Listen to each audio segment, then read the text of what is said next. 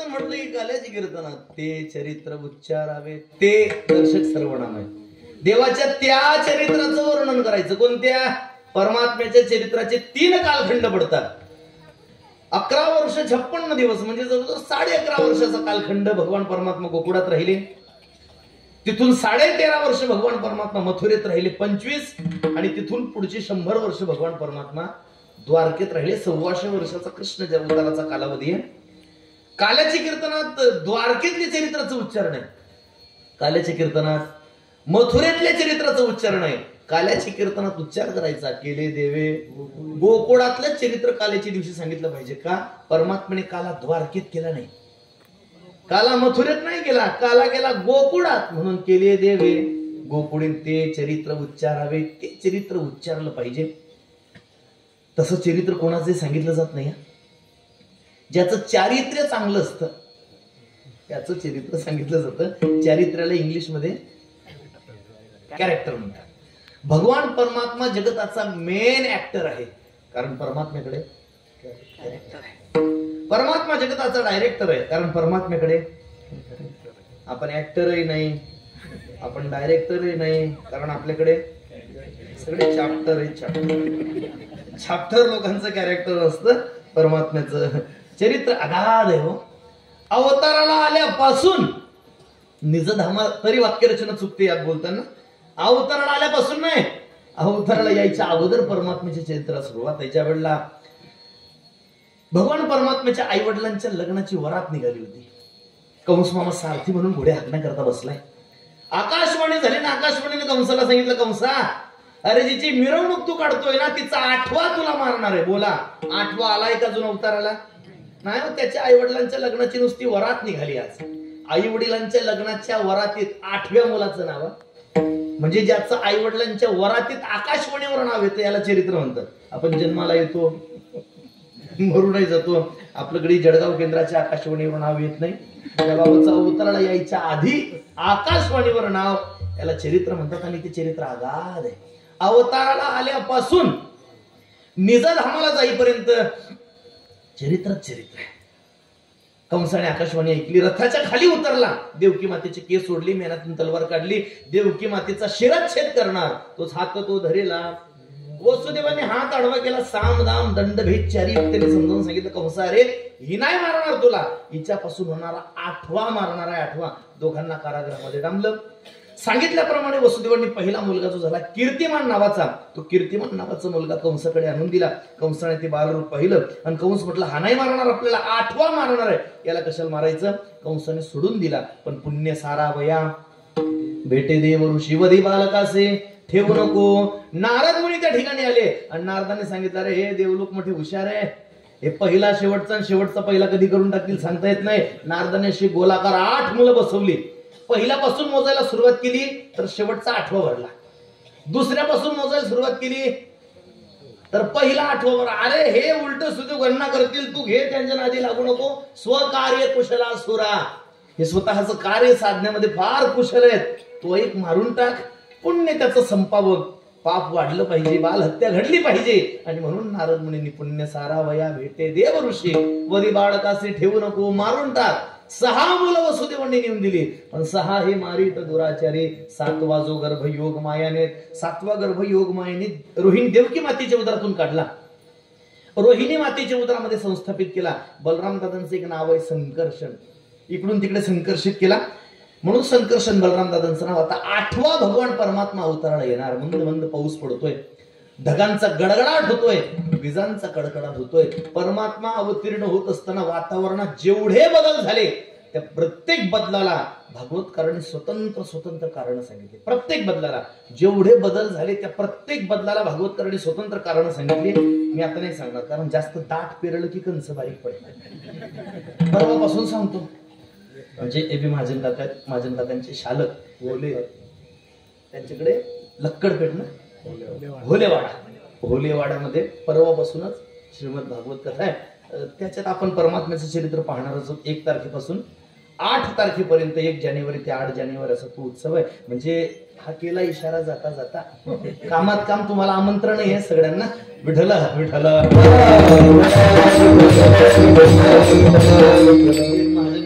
आणि त्यांचे शालक होली परिवाराच्या वतीनं तुम्हा सगळ्यांना ते उत्सवाचं आमंत्रण आहे.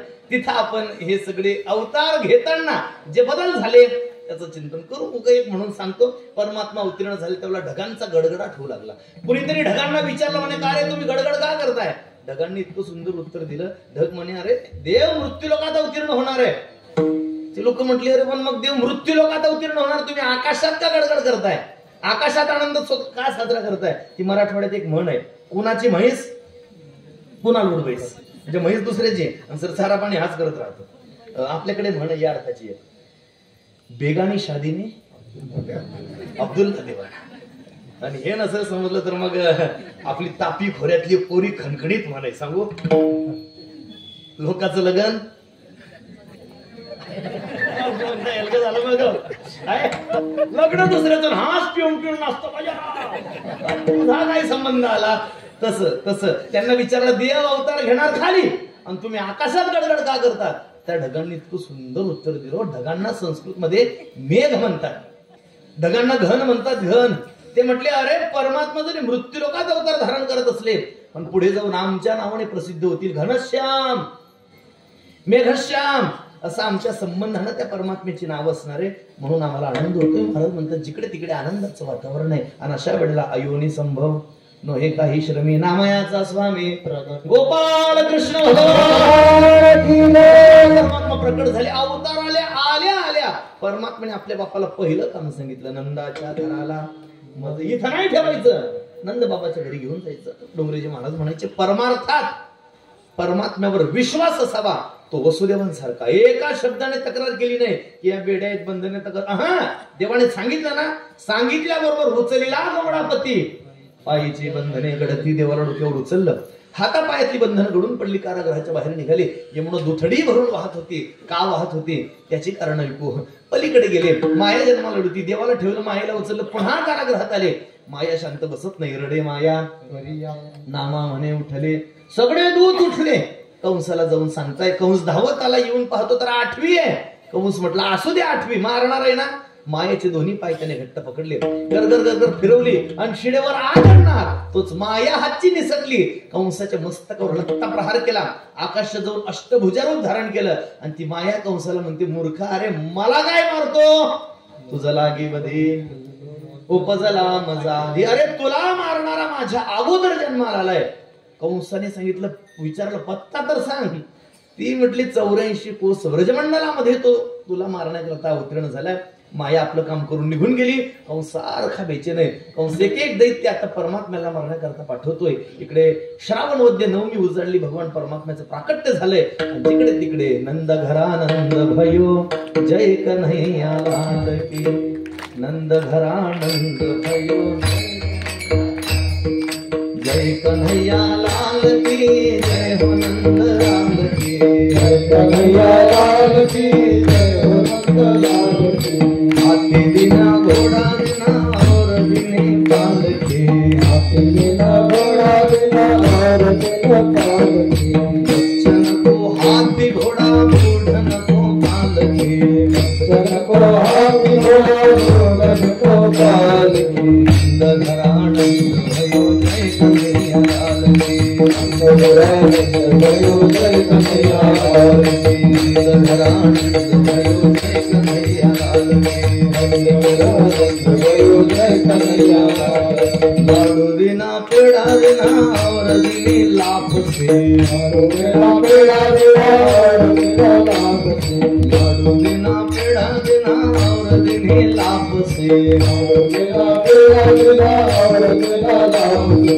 बच्चन को लाडू बेड़ा बूढ़न को लाभ से, बच्चन को लाडू बेड़ा बूढ़न को लाभ से, बच्चन को लाडू बेड़ा बूढ़न को लाभ से, बच्चन को लाडू बेड़ा बूढ़न को लाभ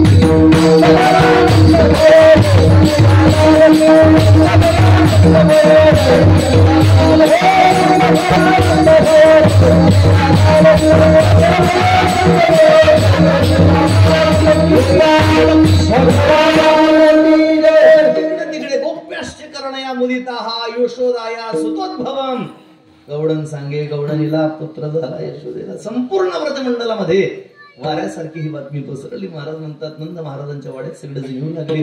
हळूहळू भगवान परमात्मा मोठे होऊ लागले. नंद बाबाचे ज्या वेळेला भगवान परमात्म्याचं प्राकट्य झालं, महाराज म्हणतात त्या दिवसापासून नंद महोत्सव सुरू झाला. 6 महिने नंद महाराजांच्या वाड्यात पंक्ती. 9मीला पंगत बसली, मोठे सगळं गाव जेवायला. 10मीला पंगत, एकादशी पंगत नाही. एकादशी निर्जला असायची. स्वतः नंद महाराज सुद्धा एकादशीचं जे व्रत आहे ना, ते एकादशीचं व्रत निर्जला करायची. निर्जला आपण किमान सजला केली पाहिजे. नाही सजला जमली तर मग दूध पिऊन, नाही दूध जमलं तर फळं खाऊन, पण कशी का करत नाही. जाऊ द्या. श्री गुरु नथुसिंग बाबांच्या भाषेत सांगतो, माल खाना टाल खाना ऊपर पिना पाणी, ऐसी एकादशी करना की द्वादशी की नानी. काही खा उपवासाचं, पण महाराज म्हणतात अन्न भोमत्यानं यत् पापम जातुम पंचदशे दिने एकादशीपवासेन तत्सर्वं विलयम भवेत. अन्न खाऊन आपल्याकडून गर्गमुनींचा श्लोक आहे, गर्ग संहितेतला. अन्न खाऊन आपल्याकडून जे नकडक पाप घडलेलं असतं 15 दिवसात, ते नकडक घडलेलं पाप एकादशीपवासेन तत्सर्वं विलयम भवेत. नकडक 15 दिवस अन्न खाऊन घडलेलं पाप एकादशीच्या दिवशी जर आपण व्रत धारण केलं तर 15 दिवसातलं नकडक झालेलं पाप नाहीच होतं. म्हणून महाराज म्हणतात 15 दिवसा एक एकादशी कार्य न करेशी व्रत. सगळ्यांनी एकादशीचं व्रत धारण केलंच पाहिजे. महाराज म्हणतात त्या दिवशी नंद महाराजांच्या संबंध महालामधले जे पंगत असायचे त्यावेळेला सगळ्यांची निर्जल एकादशी. एकादशीला पंगत बंद. द्वादशी पासून पुन्हा त्यांच्या पंक्ती सुरू झाल्या. 6 महिन्यापर्यंत नंद महोत्सव चाललाय. हळूहळू परमात्मा मोठे होऊ लागले. नंदबाबाच्या भिंतीचा आधार घेऊन उभे राहू लागले. परमात्मामध्ये खेळण्याकरता काही गोपाळ जमा होऊ लागले आणि परमात्माने सगळ्या गोपाळांकडे पाहिलं. ते उद्बत्ती पहिलवान होते. उद्बत्ती पहिलवान म्हणजे देव म्हणे का रे, तुम्ही गवड्याची मुलं, मी गवड्याचा मुलगा. तुमच्या घरी दही दूध तुपलो नाही, माझ्या घरी दही दूध तुपलो नाही, मग तुम्ही असे आणि मी असा का. गोपाळ म्हटले देवा, पोटात वजनदार माल गेल्याशिवाय चेहरा तजेलदार दिसत नाही. तुम्ही एकादशीचा चेहरा पहा भगर आणि द्वादशी पुरणबट्टी.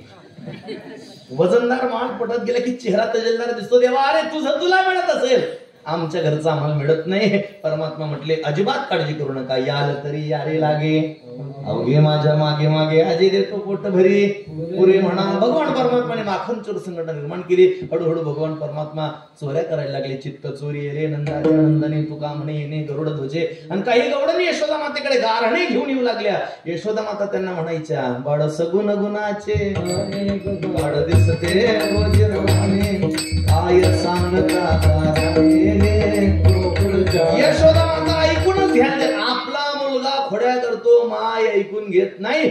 आणि ज्याची माय ऐकून घेते ती त्याची सख्खी माय असते.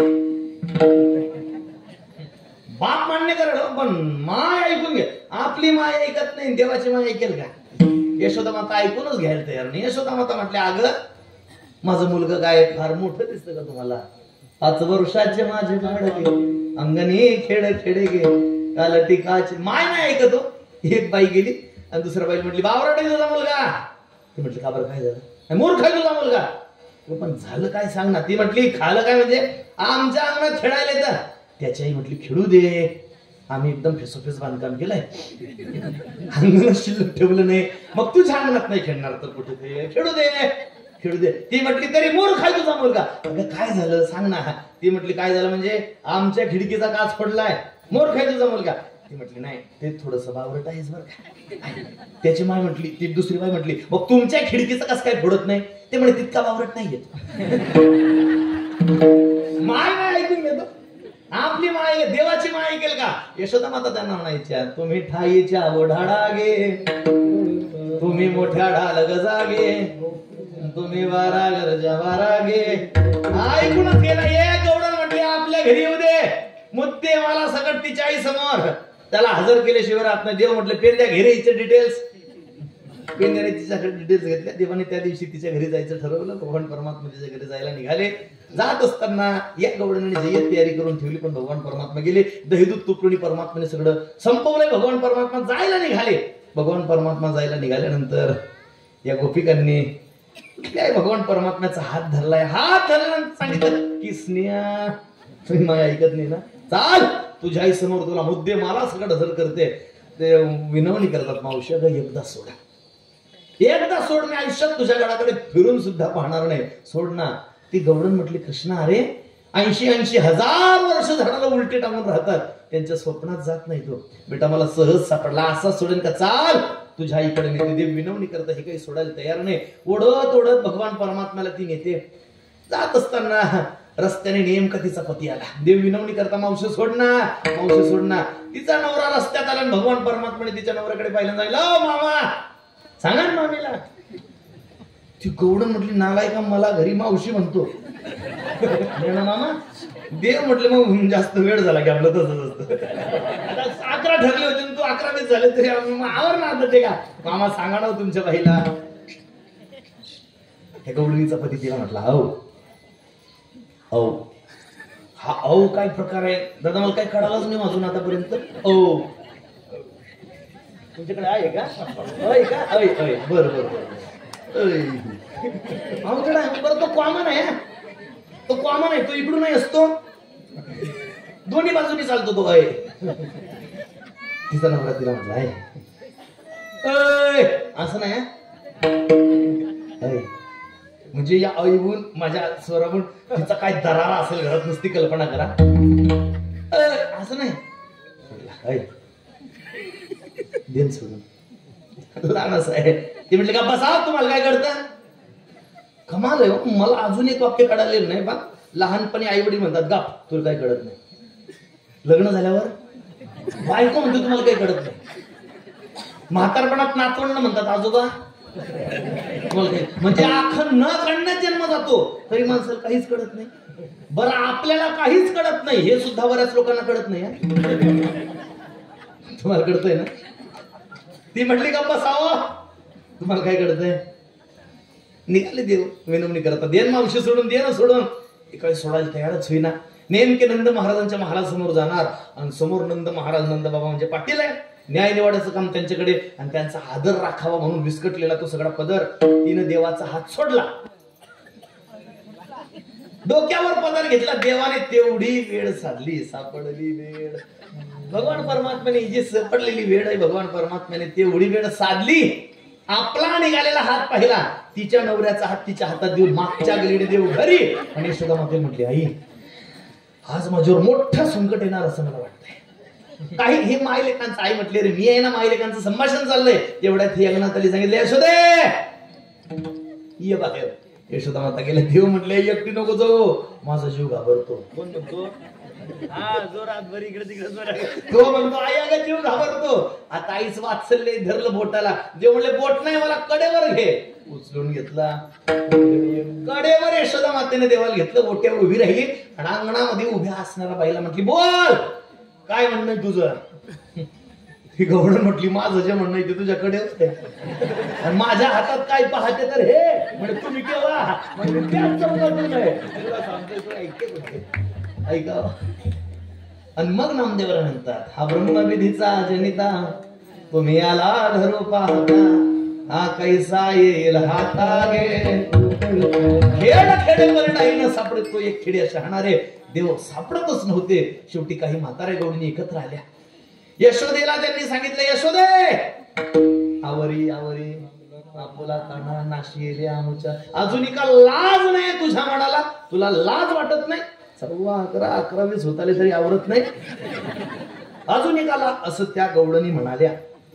अजून एका लाज नाही तुझ्या? अगं तुला लाज वाटू दे ना जरा, आवरणा लाज काढली. टचकन यशोदा मातेच्या डोळ्यात पाणी आलं. ऐसी ऐकता गाराने यशोदे नाही आले पाणी. खबरदार कृष्णा कृष्णा तुला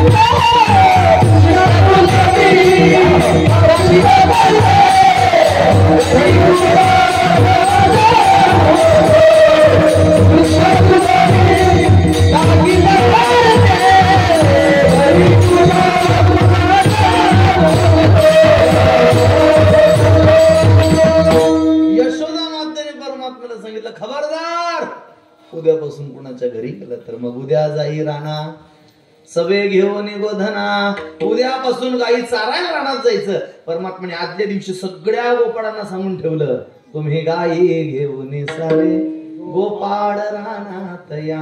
हे जुन्या काळचं. आता सांगायचं तर शब्द बदलावे लागतील. आता असं म्हणावं लागेल, तुम्ही गाड्या घेऊन सारे गोपाळ ढाब्यावर या. परमात्माने सांगितलं तुम्ही गाई घेऊन सारे गोपाळ रानात चारायला यायचं. दुसऱ्या दिवशी यशोदा मातेने परमात्मेची सुंदर तयारी केली. खांद्यावरी कांबडा, हातामध्ये काठी, चारी तसे धेनू, सावडा जगजेठी. सुंदर जो पाहायचा ना परमात्म्याला कन्हैयाची तयारी पाहून जो पाहायचा तो विचारायचा, तेरा किसने किया श्रृंगार सावरे, तू लगे दुल्हा सा दिलदार सावरे, तेरा किसने किया श्रृंगार सावरे. सुंदर तयारी परमात्मेची केली. भगवान परमात्मा रानात जाऊ लागले. देव म्हटले, आई अगं सच्चा कार्य करताय, कुठेही जाऊन विकासच करायचा आहे. मतदारसंघ बदलला म्हणून काय झालं. भगवान परमात्मा तिकडे गेले. तिकडे जाऊन आता जो मुलगा घरी खोड्या करतो तो दिवाळीच्या सुट्टीत मामाच्या घरी गेला की हरिपाठ वाचत असेल का.